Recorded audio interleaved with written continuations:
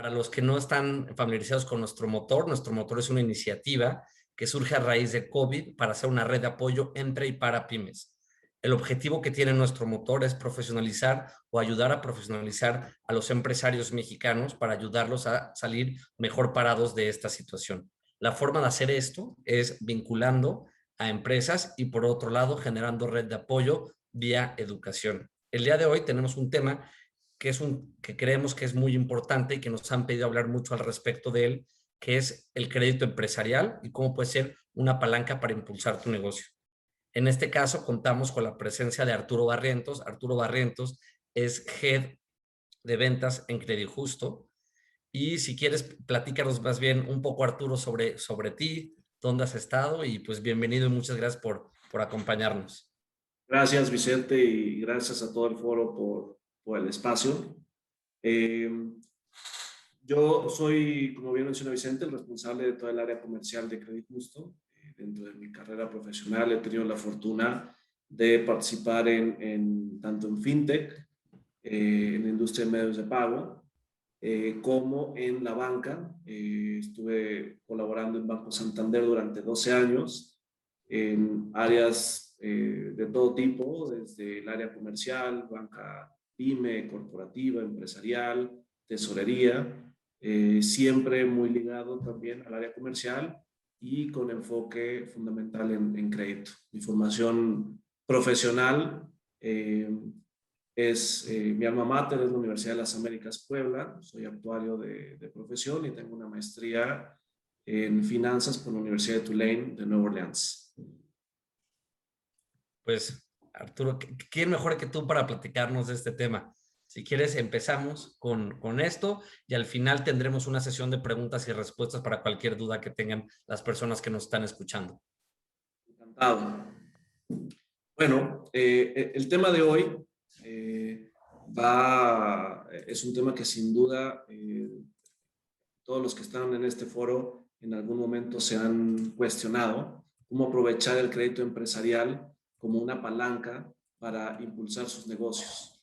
Empezaremos dando un contexto de el sector pyme en México y el sistema financiero de manera general, y luego aterrizaremos ya de lleno en qué es un crédito, cómo lo podemos utilizar a nuestro favor, cuáles son esos tips que nos van a permitir entender como empresarios qué es lo que ven las instituciones financieras al momento de evaluar una empresa para el otorgamiento de crédito. Así que, sin más preámbulo, creo que podemos arrancar. En nuestro país, gran parte de la economía está impulsada por las pymes. Existen más de 6 millones de pymes en nuestro país, que representan la mitad del Producto Interno Bruto y el 70% de la fuerza laboral de nuestro país.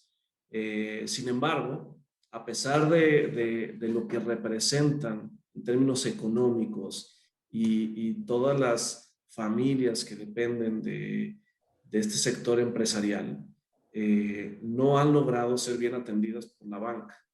Estadísticamente, se sabe que solo el 20% del crédito empresarial en nuestro país va dirigido a estas empresas y que fundamentalmente sus fuentes de financiamiento vienen de capital propio, friends and family, proveedores y en alguna menor medida de la banca. Esto, entre otras razones, provoca que menos del 25% de las pymes rebasen los 2 años de edad. Y en gran medida todas aquellas que no logran subsistir estos periodos, el 40% afirma que es por falta de financiamiento. Entonces es por esto que es tan importante entender y abordar este tema, ¿no? Adelante. ¿Cómo está conformado el sistema financiero mexicano? Creo que es una parte fundamental que tenemos que conocer para entender todos los organismos que forman el engranaje que permiten que se desarrolle la actividad comercial, de producción, de consumo, y dentro de ese ciclo productivo, quiénes son los reguladores y quiénes son las las instituciones que vigilan y que supervisan a todos los actores del medio. La Secretaría de Hacienda, no solamente es un regulador, sino también supervisa a las demás autoridades financieras. Por ejemplo, preside el Consejo de Estabilidad Financiera, donde participan todas las autoridades financieras que nos permiten que el sistema financiero mexicano funcione correctamente. El Banco de México, Banxico, es el banco central, que además de tener como función histórica muy importante fabricar y poner en circulación el dinero, también es quien emite las reglas que permiten que el sistema financiero funcione de manera transparente. Esto es un órgano descentralizado y permite que todos los usuarios de la banca y de casa de bolsa tengan un respaldo, pues regulan, por ejemplo, entre otras cosas, el cobro de comisiones. La Comisión Nacional Bancaria y de Valores, la CNBV, es quien autoriza y quien supervisa y regula a los bancos y otras entidades financieras. Seguramente son quienes dan los permisos para abrir y cerrar bancos. Seguramente hace poco menos de un año, julio del año pasado, escucharon el caso de Banco FAMSA.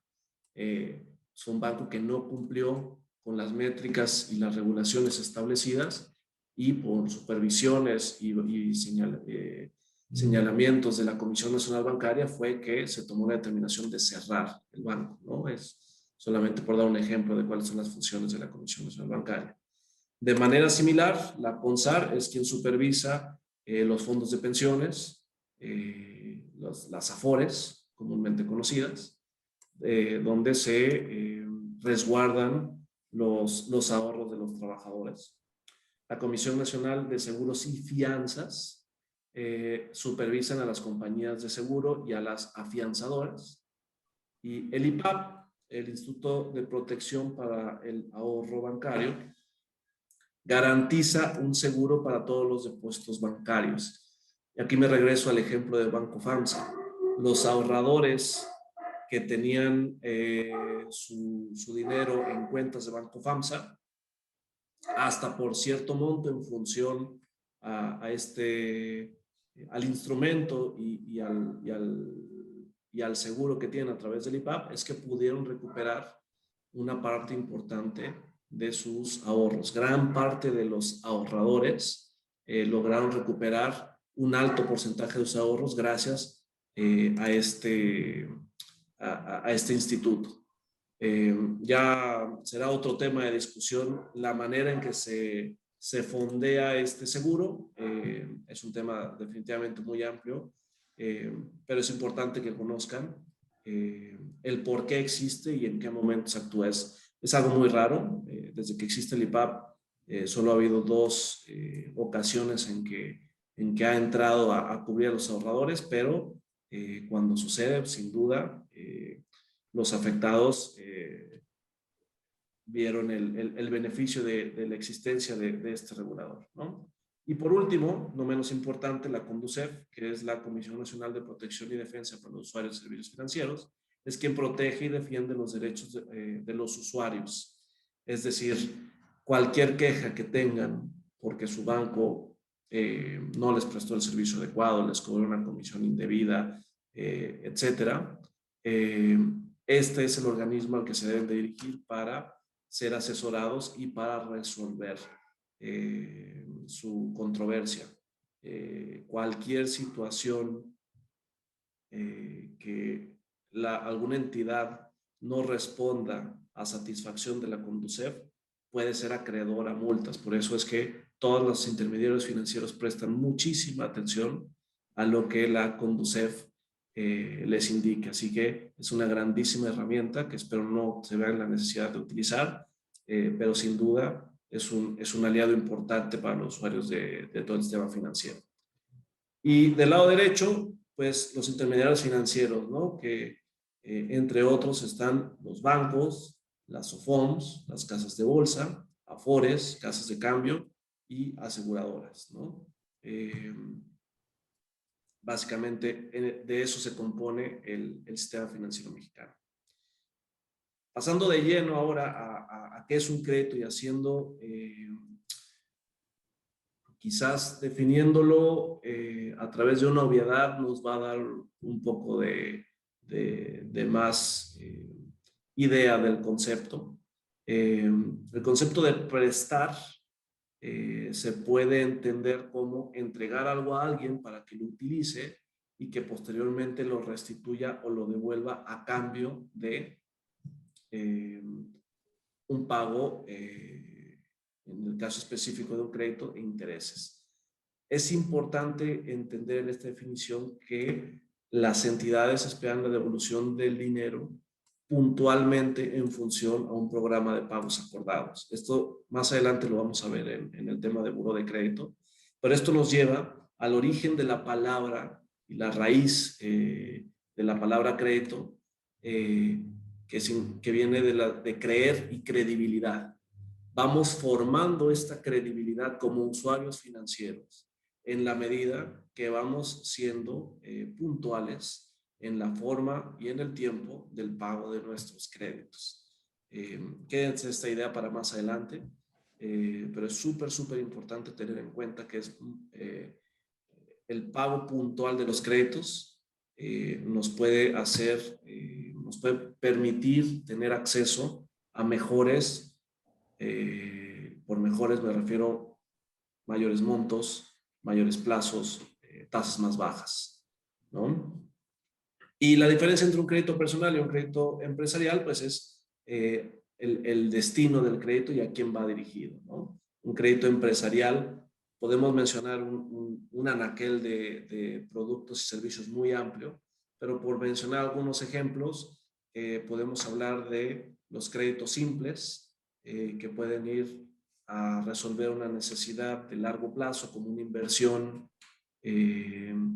remodelar oficinas, adquirir algún activo que se va a repagar en un plazo largo, ¿no? Un crédito revolvente que nos puede ayudar para satisfacer necesidades de capital de trabajo o de eventualidades de tesorería, y que al momento que se liquidan los fondos se dejan de pagar intereses sobre lo mismo y se puede volver a utilizar esa línea posteriormente cuando se vuelva a tener la necesidad de utilizarlo. O créditos, estos son créditos probablemente en algunos casos con un objeto amplio, ¿no? Crédito revolvente, como les mencioné, para capital de trabajo, puede ser ya sea para compra de inventario o para obtener descuentos por pronto pago. Y del lado derecho pongo un par de ejemplos de créditos dirigidos, ¿no? Como un arrendamiento que va específico para la adquisición de maquinaria y equipo sin descapitalizarse, o el factoraje, que también resuelve necesidades de capital de trabajo a través de, dependiendo del tipo de factoraje, pero un ejemplo puede ser a través de anticipar las facturas de clientes que usualmente nos pagarían a 90 días, podemos adelantar el cobro de esa factura y tener la liquidez inmediata a cambio de una tasa de descuento, ¿no? Entonces, en términos muy generales, eso es un crédito empresarial y esos son algunos de los tipos de crédito empresarial, cómo podemos utilizarlos. ¿En qué me puede ayudar tomar un crédito empresarial, ¿no? Profundizando un poquito en los casos que ejemplificábamos previamente, es fundamental que la empresa y el empresario, para tener un crecimiento sostenible, mantenga un control adecuado de sus deudas, lo que le va a permitir siempre estar al corriente con acreedores, proveedores, y satisfacer las necesidades de sus clientes a través de, por ejemplo, financiar un proyecto de expansión, que nos puede llevar también a adquirir tecnología que nos permita innovar y tener un diferenciador contra la competencia, consolidar pasivos para tener un comportamiento de pagos más uniforme, menos complejo, más barato, o disminuir el pago mensual de la deuda a través de reconvertir una deuda a un plazo mayor, la adquisición de inventario, la adquisición de maquinaria y equipo, mantener un flujo de capital que nos permita sortear ciclicidades propias del mercado, del negocio. Y dando ejemplos como estos, también me he encontrado con los contraejemplos de dueños de empresas orgullosos porque jamás tuvieron que recurrir a un financiamiento para lograr cualquiera de los ejemplos que les acabo de mencionar, como la expansión o la innovación. Y por supuesto que es un motivo de orgullo. Sin duda habla del buen manejo del empresario de su negocio. Pero el hacer esto con fondos de un tercero, que en este caso puede ser una institución financiera, nos va a ayudar a poder realizar todos estos proyectos de una manera más rápida y en muchos casos más óptima, ¿no? El enfoque del costo de oportunidad sin duda es algo que es difícil incluir en un balance o un estado de resultados, pero que sí tiene un impacto directo en el crecimiento del negocio, ¿no? El poder hacer más y el poder crecer más rápido nos va a ayudar a poder tener esta ventaja competitiva, ¿no? Adelante.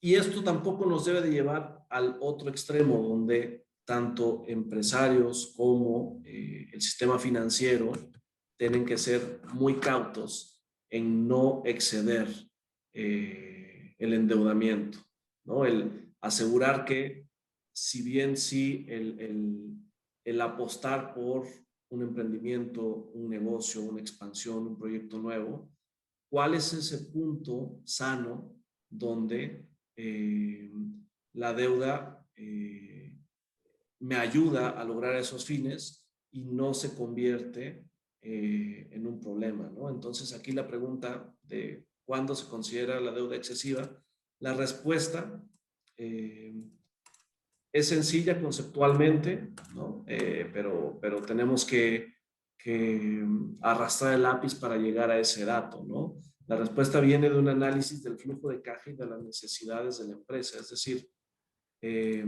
además de explorar, ¿no?, cuál es el destino del crédito, cómo lo vas a utilizar, si la deuda que vas a contraer es de corto o de largo plazo, en función a qué debiera de elegir endeudarme a corto o a largo plazo, en función a cuándo se va a repagar esa deuda por el proyecto que busco financiar, ¿no? Si busco financiar la compra de inventario y es un inventario que tiene una rotación de corto plazo, seguramente nos deberíamos de decantar por una deuda de corto plazo. Pero si lo que vamos a hacer es un proyecto que voy a ver el retorno de la inversión en 18 o 24 meses, siempre la opción será, por lo menos, empatar los plazos de nuestro proyecto a los plazos del crédito. Y siempre basar la deuda nueva en las necesidades actuales, en lo que tengamos tangible, en los contratos que ya tengamos en la mano, en los proyectos que ya tengamos definidos. Debe de ser el driver para elegir la deuda que vamos a tomar, ¿no?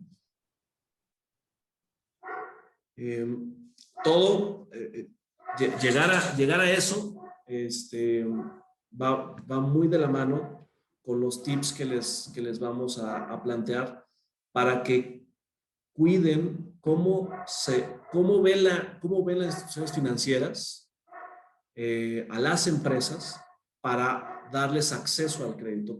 ¿En qué nos fijamos y qué deberían de cuidar? Siempre tener como chequeos y puntos de revisión de su negocio para poder tener acceso al crédito. El endeudamiento, que es este tema que les comentaba, ¿no?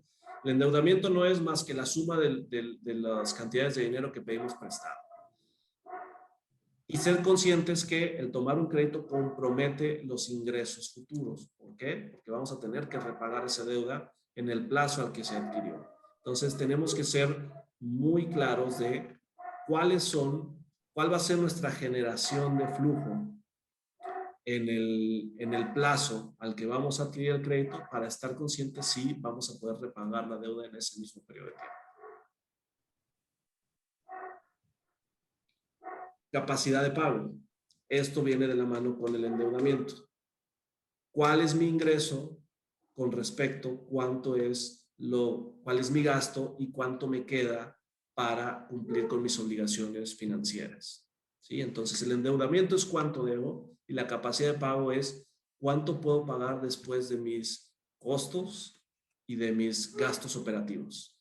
En estricta teoría, después de eso, si lo viéramos en un estado de resultados, esa línea del estado de resultados de la utilidad de operación es lo que nos va a permitir repagar deudas, ¿sí? Y va de la mano del comportamiento de pago. Y me regreso a un comentario que hacía al inicio. Todos los que hemos solicitado algún crédito en algún momento, contamos con un historial en buró de crédito.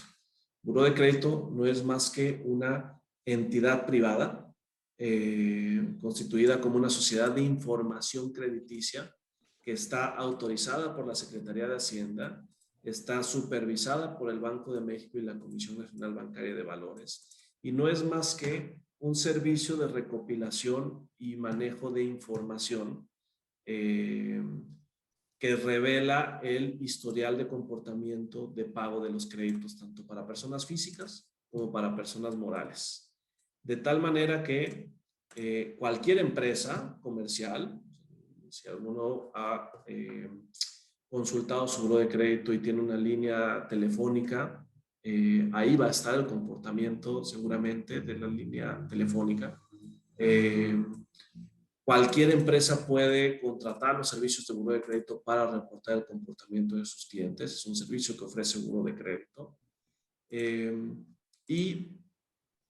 También participan sociedades de ahorro, uniones de crédito, SOFOMS, bancos, por supuesto.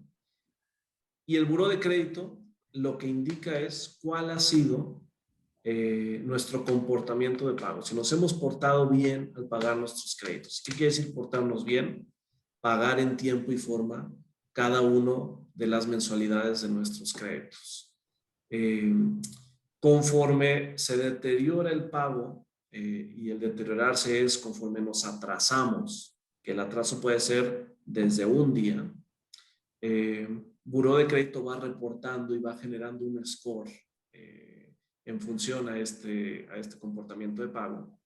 Y las instituciones financieras reguladas como los bancos están obligados a generar reservas, ¿no? En un inicio mencionaba que uno de los actores en el sistema financiero son los bancos, y los reguladores vigilan que los bancos cumplan con la normativa. Parte de esa normativa es la generación de reservas. ¿Por qué me regreso a esto? Porque alguien con un comportamiento de pago deficiente le genera a la banca, al banco que le esté otorgando un crédito, un mayor nivel de reservas.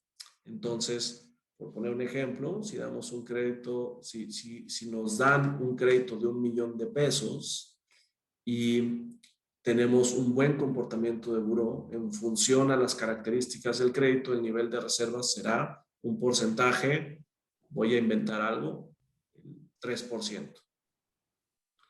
Si nos hemos comportado de manera deficiente, ese 3% puede llegar a 10%, a 15%, a 30%. Entonces, el banco que nos está prestando $1,000,000, además de darnos $1,000,000, tiene que guardar en un cajón ese porcentaje de reserva que la autoridad le obliga.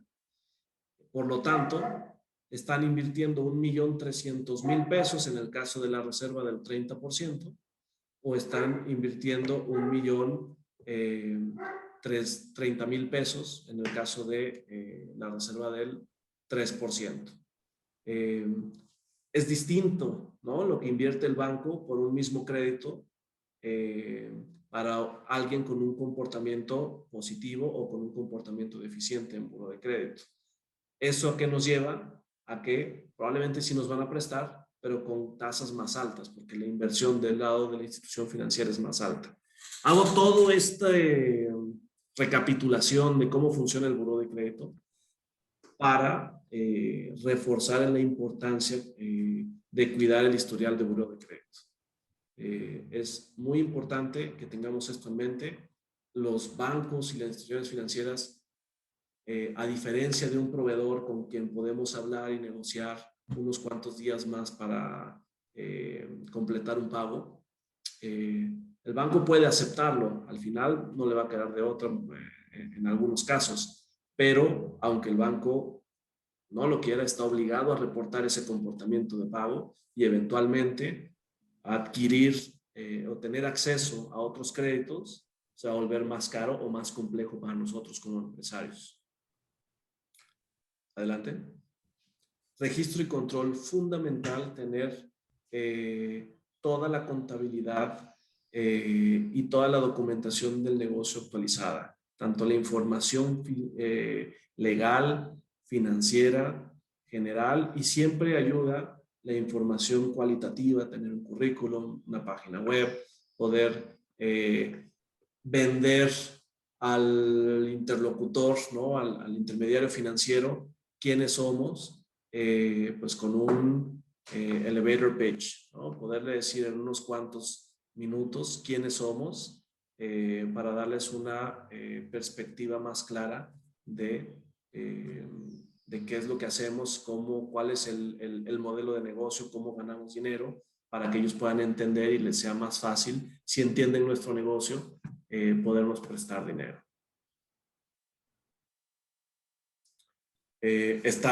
Siempre estar al corriente con el pago de impuestos y las declaraciones fiscales, sin duda. Esto es un stopper, si no lo hacemos. Y, por supuesto, no dejar pasar las oportunidades, ¿no? ¿Cuál es el crédito más caro? Aquel que no tenemos. El hecho de tener acceso al crédito y tener disponibilidad que nos permite tener la tranquilidad y la certeza para programar un proyecto, negociar con un proveedor o negociar con un cliente tal o cual proyecto, sin duda, siempre va a ser de gran beneficio para el empresario y para seguir fomentando el crecimiento de la empresa. Adelante. Y como ABC del crédito,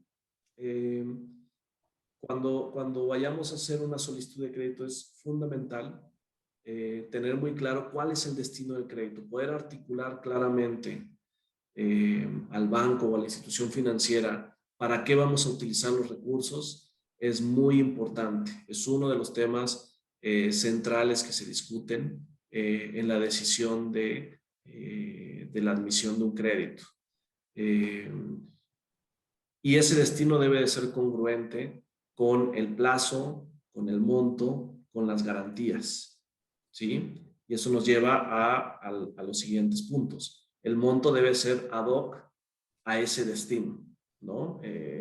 No es congruente pedir un crédito de capital de trabajo por un monto mucho mayor a las cuentas por cobrar y a los inventarios que regularmente tenemos. Entonces, tenemos que ser consistentes en la solicitud con el monto. Tenemos que poder articular claramente cuál es la fuente primaria de pago. Y la fuente primaria de pago se refiere a de dónde vienen los flujos de la empresa, cómo gano dinero, cuál es mi negocio. Soy una comercializadora, soy una manufacturera, importo, exporto, ¿no? Poder darle claridad a la institución financiera de dónde provienen mis ingresos, para que ellos sepan y tengan la tranquilidad de que se va a repagar. Esa fuente de pago también debe ser consistente con el monto, ¿no? Si esos ingresos van a ser suficientes para repagar el monto.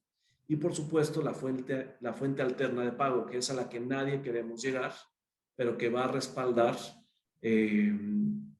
esa línea de crédito, ¿no? Específicamente esto se refiere a las garantías, que hay varios tipos de garantías, ¿no? Entonces, dicho eso, ¿no? Y pudiendo articular estos 4 puntos, el destino, el monto, la fuente de pago y las garantías, ahora sí, ya que regresen con nosotros con una oferta, pues tenemos que cuidar todos los componentes y poder estructurar nuestra negociación en base a cada uno de estos factores, ¿no?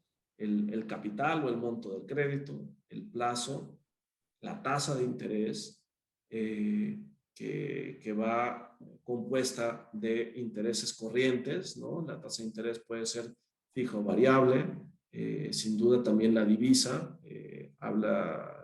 será la base del crédito en una tasa distinta. Si hay intereses moratorios, a cuánto ascienden y cuál es el valor. Si hay algún otro costo asociados, como pueden ser seguros, por ejemplo, o gastos notariales, ¿no? Y el costo anual total, el famoso CAT. Este es otro tema, así como el del IPAP, que nos podría llevar horas de discusión. Conceptualmente es una métrica estándar del costo del financiamiento, expresado en un porcentaje anual, que nos va a permitir comparar, va a capturar todos los costos y gastos inherentes a los créditos, y para fines comparativos nos va a permitir contrastar las ofertas, ¿no? Justamente haciendo alusión a que hay varios costos asociados que alguna financiera puede o no cobrar y los puede cobrar de otra manera, y el CAT debería de recoger todos estos costos y tasas de interés. La metodología es pública para cualquiera, la puede encontrar en la página de Banco de México. Hay mucha discusión sobre si realmente captura tal cual lo que se espera, pero bueno, no es foro para discutir ello. Creo que es un buen ejercicio con las limitaciones financieras que lleva el cálculo del CAT.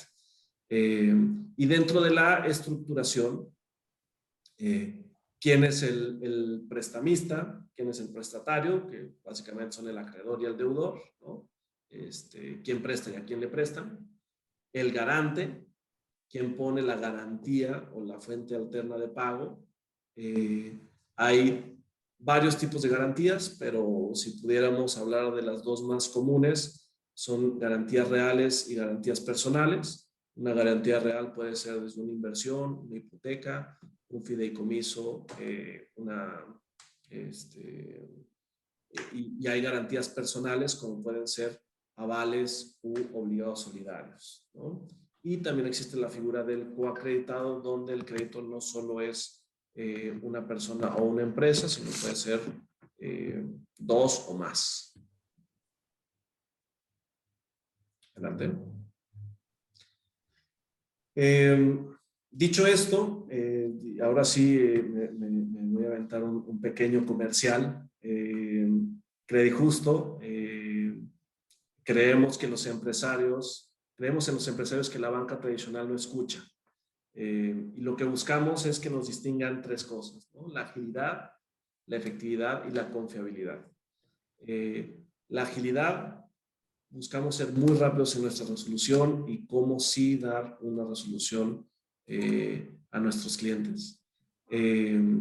Eso también, el ser eficientes también habla de un compromiso con nuestros clientes desde un inicio, de entender cuáles son sus necesidades, cuál es la situación de la empresa y cómo le podemos ayudar a resolver esa situación o ese reto que enfrenta. Y la confiabilidad, y podemos pasar al siguiente slide. Adelante.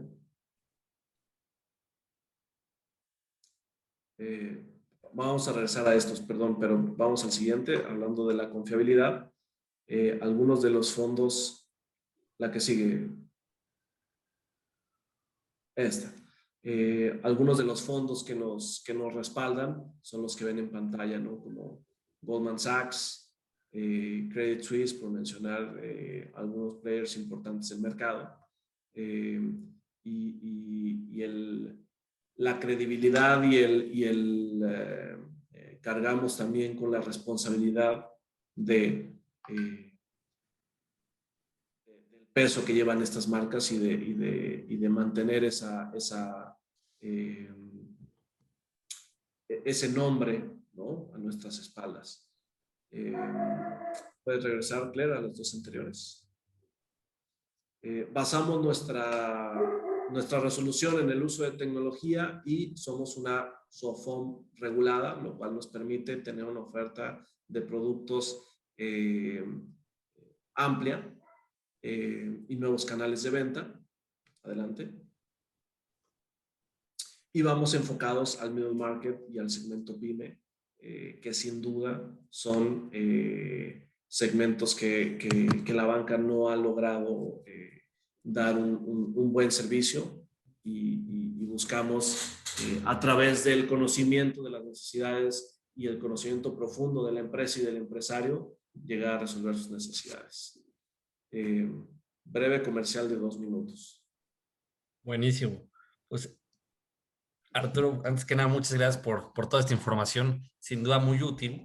Y a reserva de que esperemos a que nos formulen unas preguntas, hay, en la invitación nos contestaron sobre el correo una serie de inquietudes o preguntas y demás.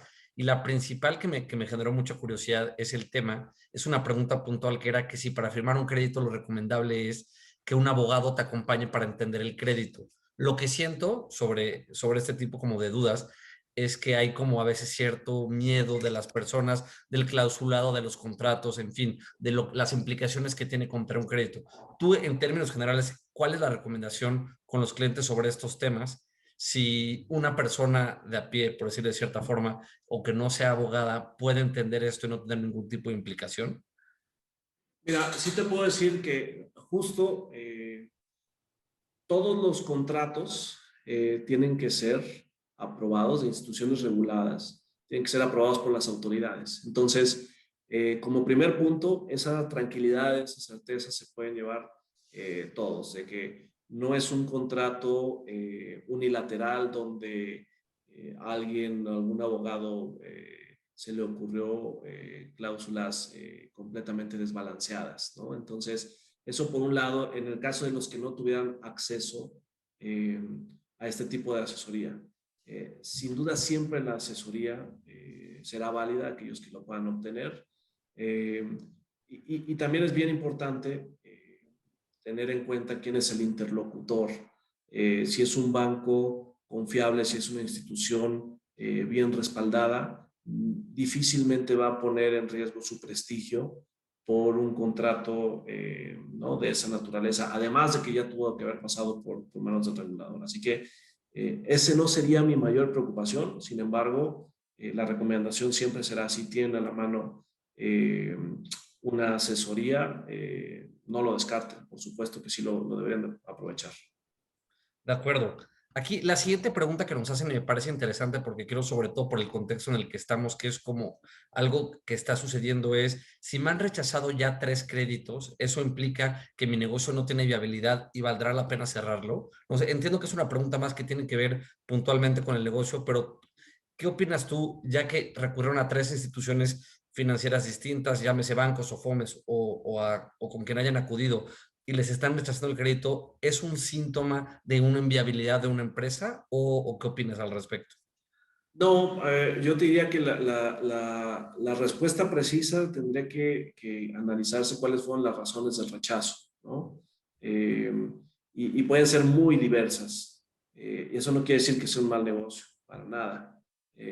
Yo más bien me enfocaría en entender cuáles fueron las razones del rechazo y sobre de eso ir construyendo las fortalezas que mitiguen esos riesgos que alguna institución seguramente detectó o que las 3 instituciones detectaron, ¿no?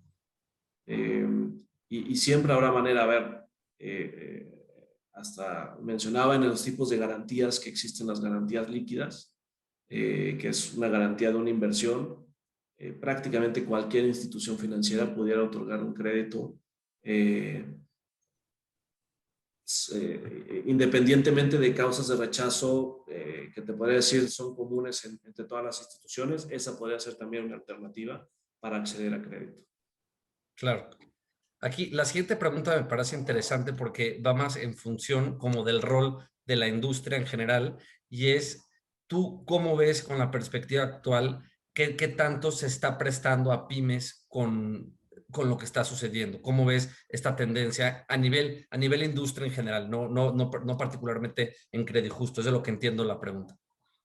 Sí, a ver, los indicadores son públicos y la cartera de crédito en el segmento empresarial y particularmente en el segmento PYME ha venido en descenso ya varios meses continuos, ¿no? Incluso salió una nota hace poco que la cartera de Nafin, la cartera colocada de Nafin a través de la banca de primer piso está en niveles históricamente bajos. Sin duda hay una gran contracción. Son pocos los jugadores en el mercado que están apostando hoy todavía por el financiamiento a pymes. Afortunadamente, Crédito Justo es uno de esos que siguen apostando. Pero hay una gran contracción y el sistema financiero mexicano en general tiene actualmente políticas de aceptación de crédito muy rígidas. Muy bien, pues son todas las preguntas que tenemos, Arturo. Muchas gracias por tan buena información y sobre todo lo que creo que es importante es como desmitificar un poco lo que sucede con el tema de los créditos y el miedo que existe a veces inexistente sobre muchos de los factores. Te agradezco mucho tu tiempo y no sé si querrías concluir con algo al final. Sí, agradecerles y efectivamente, ¿no? No tener miedo a pedir un crédito, a tomar un crédito, es una de las maneras que nos pueden ayudar a tener ese crecimiento y ese salto cuántico para lograr los proyectos que quizás con recursos propios nos tomaría mucho más tiempo. Así que los invito a todos a acercarse a su asesor de confianza, a poner en regla todos la información para poder tomar un crédito y seguir adelante con sus proyectos. Este país va a crecer en la medida de que los empresarios sigan apostando y de que el sistema financiero siga apoyando a los empresarios a crecer. Completamente de acuerdo, coincidimos con el mismo diagnóstico, es por eso el porqué de nuestro motor. Te agradecemos mucho tu tiempo y seguramente nos veremos pronto. Gracias.